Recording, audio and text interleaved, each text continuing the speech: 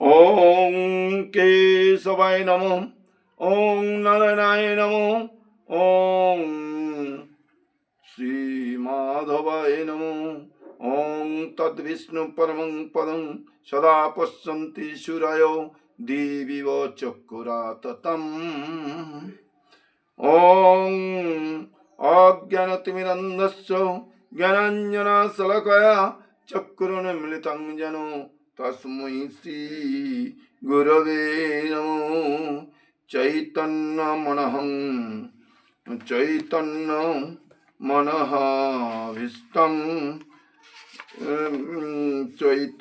মনঃভীষ্টং স্থাপিতং যেন ভূতলে স্বয়ং রূপ কদা মহৎ দদাতি সপদান্তিকম। হে কৃষ্ণ করুণা সিন্ধু দীনবন্ধু জগৎপতে গোপেশ গোপিকা কান্ত রাধাকান্ত নমস্তুতে। তপ্ত কাঞ্চন গৌরাঙ্গী রাধে বৃন্দাবনেশ্বরী বিশ্বভানুসুতে দেবী প্রণমামি হরিপ্রিয়ে। জয় শ্রী কৃষ্ণ চৈতন্য প্রভু নিত্যানন্দ। শ্রী অদ্বৈত গদাধর শিবাসাদি গৌর ভক্তবৃন্দ। জয় শ্রী কৃষ্ণ চৈতন্য প্রভু নিত্যানন্দ। শ্রী অদ্বৈত গদাধর শিবাসাদি গৌর ভক্তবৃন্দ। হে হরে কৃষ্ণ কৃষ্ণ কৃষ্ণ হরে হরে, হরে রাম রাম রাম হরে হরে। হরে কৃষ্ণ কৃষ্ণ কৃষ্ণ হরে হরে, হরে রাম রাম রাম হরে হরে। গুরু ব্রহ্মা গুরু বিষ্ণু গুরুদেব মহেশ্বর গুরু সাক্ষাৎ পরম ব্রহ্ম তস্मै শ্রী গুরবে নমঃ। তপ্ত কাঞ্চন গৌরাঙ্গী রাধে বৃন্দাবনেশ্বরী বিশ্বভানুসুতে দেবী প্রণমামি হরিপ্রিয়ে। হে কৃষ্ণ করুণা সিন্ধু দীনবন্ধু জগৎপতি গোপেশ গোপিকা কান্ত রাধাকান্ত নমস্তুতে। গুরু পিতা গুরু মাতা গুরুই ভগবান জগৎ গুরু শ্রীকৃষ্ণ সর্বশক্তিমান। গুরু পিতা গুরু মাতা গুরুই ভগবান জগৎ গুরু শ্রীকৃষ্ণ সর্বশক্তিমান। আজ বৃহস্পতিবার আপনাদের সামনে আপনাদের সামনে শ্রীমদ্ ভাগবত যথাযথ থেকে মোক্ষ যোগ সম্পর্কে সংক্ষিপ্ত আলোচনা করা হবে, আপনারা শ্রবণ করুন। অশক্ত বুদ্ধি সর্বত্র জীবাত্মা বিগত স্পৃহ নৈষ্কর্ম সিদ্ধিং পরমং সন্ন্যাসেনাধি গচ্ছতি। জড় বিষয়ে আসক্তি শূন্য বুদ্ধি সমন্বিত সংযত চিত্ত ও ভোগ স্পৃহা শূন্য ব্যক্তি স্বরূপ কর্ম ত্যাগ পূর্বক নৈষ্কর্ম রূপে পরম সিদ্ধি লাভ করেন। যথার্থ ত্যাগের অর্থ নিজেকে সর্বদা পরমেশ্বর ভগবানের অবিচ্ছেদ্য অংশ বলে চিন্তা করা, এবং তাই মনে করা উচিত যে কর্মফল ভোগ করার কোনো অধিকার আমাদের নেই। আমরা যেহেতু পরমেশ্বর ভগবানের অবিচ্ছেদ্য অংশ বিশেষ, তাই আমাদের সমস্ত কর্মের প্রকৃত ভোক্তা ভগবান স্বয়ং। সেটি যথার্থ কৃষ্ণ ভাবনা। কৃষ্ণ ভাবনায় নিয়োজিত মানুষই যথার্থ সন্ন্যাসী।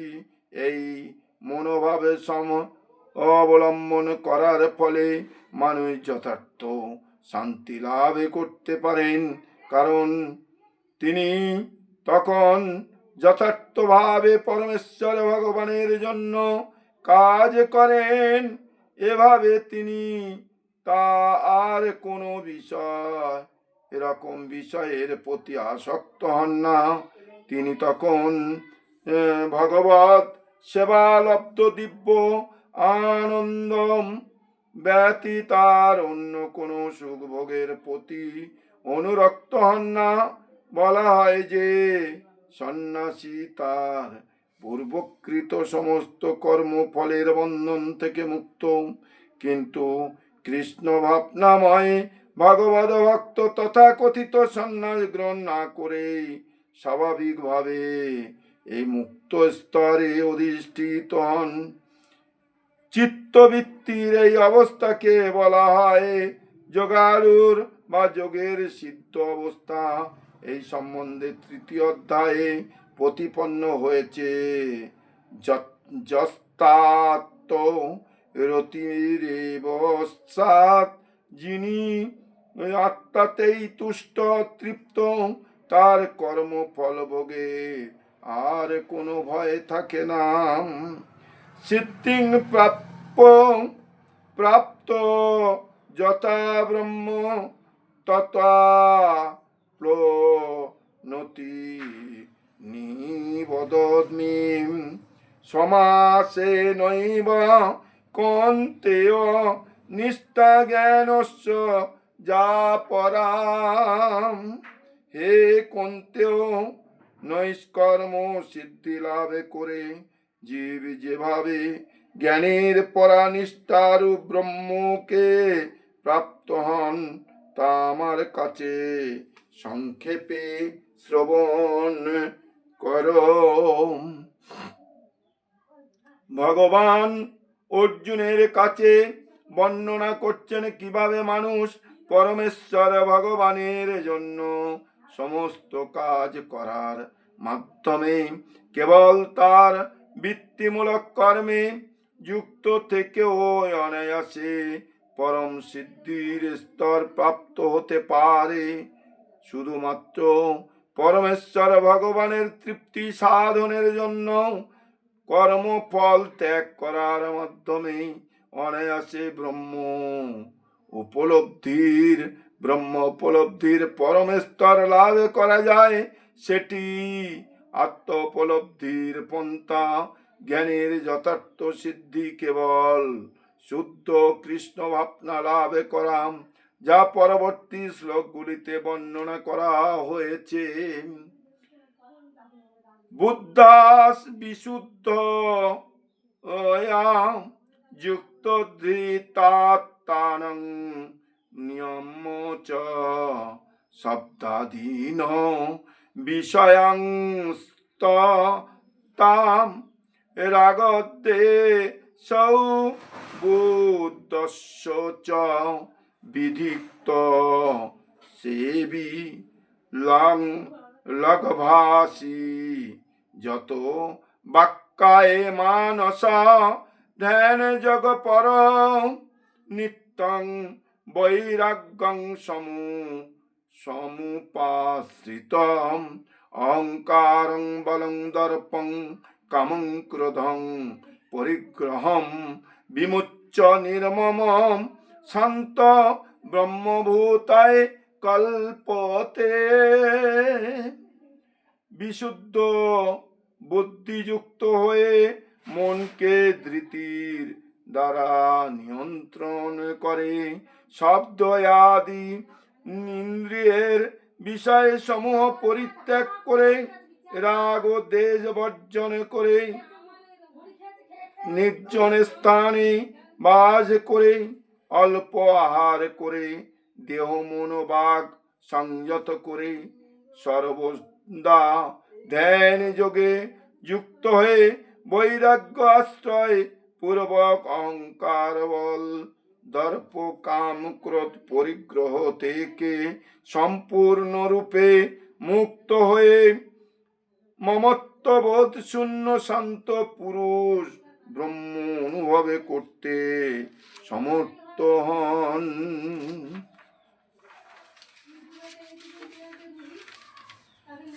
বুদ্ধির যথার্থ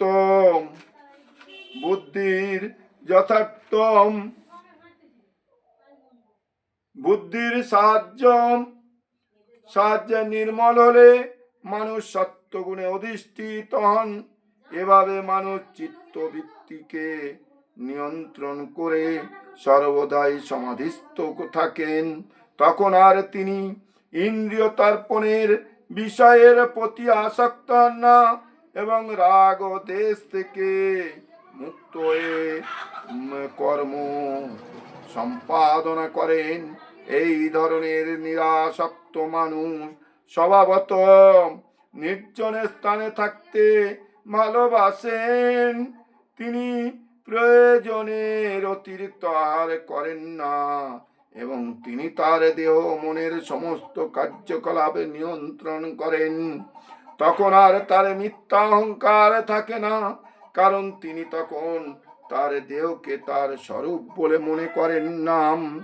নানা রকম জড় পদার্থ আরোহণ করে তার দেহটিকে স্থূল ও শক্তিশালী করে তোলার কোনো বাসনাও তখন আর থাকে না, যেহেতু তখন আর তার দেহাত্ম বুদ্ধি থাকে না, তাই মিথ্যা দর্প থাকে না। পরমেশ্বর ভগবানের কৃপায় তিনি তখন যা পান তাতেই সন্তুষ্ট থাকেন এবং ইন্দ্রিয় সুখ ভোগের অভাব হলে ক্রুদ্ধ হন না। ইন্দ্রিয়ের বিষয়ে সমূহ অহংকার করার কোন রকম প্রচেষ্টা তিনি তখন করেন না। এভাবে মানুষ যখন সর্বতোভাবে অহংকার মুক্ত হন, তখন তিনি সমস্ত জড় বিষয়ের প্রতি অনাসক্ত হন এবং সেটি ব্রহ্ম অনুভবের স্তর। সেই স্তরকে বলা হয় ব্রহ্মভূত স্তর। মানুষ যখন জড় জাগতিক চেতনা থেকে মুক্ত হন, তখন তিনি শান্ত হন এবং কোনো কিছুতেই আর ক্ষুব্ধ হন না। ভগবদ গীতায় সেই কথা ব্যাখ্যা করে বলা হয়েছে, আপূর্য মানম চল প্রতিষ্ঠং সমুদ্র মাপ প্রবিশন্তি যত যদ্বৎ তদ্বৎ কামাজং প্রবিশন্তি সর্বেশ শান্তি মা প্লনতি না কামী বিষয়ে কামী ব্যক্তি কখনো শান্তি লাভ করে না। নদীর জলরাশি যেমন সর্বদা পরিপূর্ণ এবং স্থির সমুদ্রে প্রবেশ করেও তাকে কবিত করতে পারে না কাম সমূহ, তেমনি কোনো স্থিত প্রজ্ঞ ব্যক্তিকে প্রবিষ্ট হয়েও তাকে বিক্ষুব্ধ করতে পারে না। অতএব তিনি শান্তি লাভ করেন। ব্রহ্মভূত প্রসন্নাত্মা না সচতি না কাঙ্ক্ষতি সম সর্বেষু ভূতেষু মদ্ভক্তিং লভতে পরম। ব্রহ্মভাব প্রাপ্ত প্রসন্ন চিত্ত ব্যক্তি কোনো কিছুর জন্য শোক করেন না বা কোনো কিছুর আকাঙ্ক্ষা করেন না। তিনি সমস্ত প্রাণীর অতি সমদর্শী হয়ে আমার পরা ভক্তি লাভ করেন। নির্বিশেষবাদীর কাছে ব্রহ্মভূত অবস্থা প্রাপ্ত হওয়া বা ব্রহ্মের সঙ্গে এক হয়ে যাওয়াটাই শেষ কথা। কিন্তু সবিশেষবাদী বা শুদ্ধ ভক্তদের শুদ্ধ ভক্তিতে যুক্ত হওয়ার জন্য আরো অগ্রসর হতে হয়। এর অর্থ এই যে শুদ্ধ ভক্তি যোগে যিনি ভগবানের সেবায় যুক্ত তিনি ইতিমধ্যেই মুক্ত হয়ে ব্রহ্মভূত স্তর প্রাপ্ত হয়েছেন, অর্থাৎ ব্রহ্মের সঙ্গে একাত্মভূত হয়েছেন। ব্রহ্মের সঙ্গে একাত্মভূত না হলে তার সেবা করা যায় না। ব্রহ্মের অনুভূতি হলে সেব্য সেবকের মধ্যে কোনো ভেদ থাকে না। তবু উচ্চতর দিব্য চেতনার পরিপ্রেক্ষিতে তাদের মধ্যে ভেদ রয়েছে। জড় জীবনের ধারণা নিয়ে কেউ যখন ইন্দ্রিয় তৃপ্তির জন্য কর্ম করে তাতে দুর্ভোগ থাকে, কিন্তু চিৎজগতে শুদ্ধ ভক্তির সহকারে ভগবানের সেবায় কোনো দুর্ভোগ থাকে না। কৃষ্ণ ভাবনাময় ভক্তের কোনো কিছুর জন্য অনুশোচনা অথবা আকাঙ্ক্ষা করার থাকে না। যেহেতু ভগবান পূর্ণ, তাই ভক্তি যোগে ভগবানের সেবায় নিযুক্ত হলে জীব পূর্ণতা প্রাপ্ত হয়। তখন সে সমস্ত পঙ্কিলতা থেকে মুক্ত, নির্মল নদীর মতো হয়। কৃষ্ণ ভক্ত যেহেতু শ্রীকৃষ্ণ ছাড়া আর কোনো কিছুরই চিন্তা করেন না, তাই তিনি স্বভাবত সর্বদা উৎফুল্ল। ভগবৎ সেবায় সম্যক ভাবে নিযুক্ত থাকার ফলে তিনি জাগতিক ক্ষতির জন্য কখনোই অনুশোচনা করেন না, অথবা লাভেরও আকাঙ্ক্ষা করেন না। জড় সুখ ভোগের জন্য তার আর কোনো বাসনা থাকে না, কারণ তিনি জানেন যে প্রতিটি জীবই পরমেশ্বর ভগবানের অবিচ্ছেদ্য অংশ বিশেষ, এবং তাই তারা তার নিত্য দাস। তিনি জড় জগতে কাউকে উচ্চ এবং নিচু বলে গণ্য করেন না। উচ্চ নিচ বোধ ক্ষণস্থায়ী, এবং এই ক্ষণস্থায়ী প্রকাশ বা অপ্রকাশের সঙ্গে ভক্তের কোনো সম্পর্ক থাকে না। তার কাছে পাথর সোনার একই মূল্য। এটি ব্রহ্মভূত স্তর, এবং শুদ্ধ ভক্ত অনায়াসে এই স্তরে উন্নীত হতে পারেন। সেই স্তরে পর ব্রহ্মের সঙ্গে এক হয়ে যাওয়া এবং ব্যক্তিগত স্বাতন্ত্র্য নাশ করার ধারণা নারকীয় বলে মনে হয়। স্বর্গ লাভের আকাঙ্ক্ষাকেই আকাশ কুসুম বলে মনে হয়, এবং ইন্দ্রিয়গুলিকে বিষ দাঁতহীন সাপের মতো মনে হয়। বিষ দাঁতহীন সাপের কাছ থেকে যেমন কোন রকম ভয়ের আকাঙ্ক্ষা আশঙ্কা থাকে না, তেমনই স্বাভাবিকভাবে নিয়ন্ত্রিত ইন্দ্রিয়গুলি থেকে আর কোনো ভয়ের আশঙ্কা থাকে না। জড় জগতের বন্ধনে আবদ্ধ ভবরোগাক্রান্ত মানুষদের কাছে এই জগতে দুঃখময়, কিন্তু ভগবত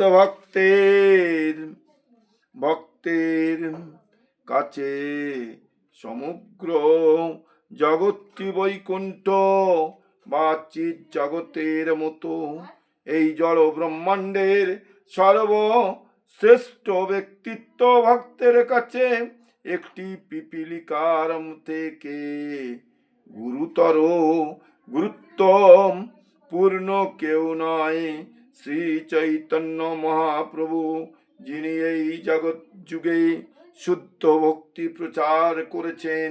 তার কৃপায় এই ধরনের স্তর লাভ করা যায়। হরে কৃষ্ণ। আজ এই পর্যন্ত শ্রীমদ্ ভাগবত গীতা যথাযথ রাখলাম। আগামী পর্বে আবার আপনাদের সামনে এরপর থেকে আরম্ভ করব।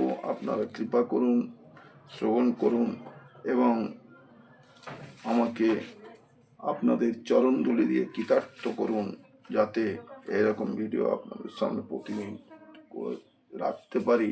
হরে কৃষ্ণ, হরি বল। এই গীতা হরে কৃষ্ণ, হরি বল। জয় রাধে শ্যাম, জয় রাধে, হরি বল, হরি বল, হরি বল, হরি বল। জয় রাধে, জয় রাধে, হরি বল, জয় রাধে।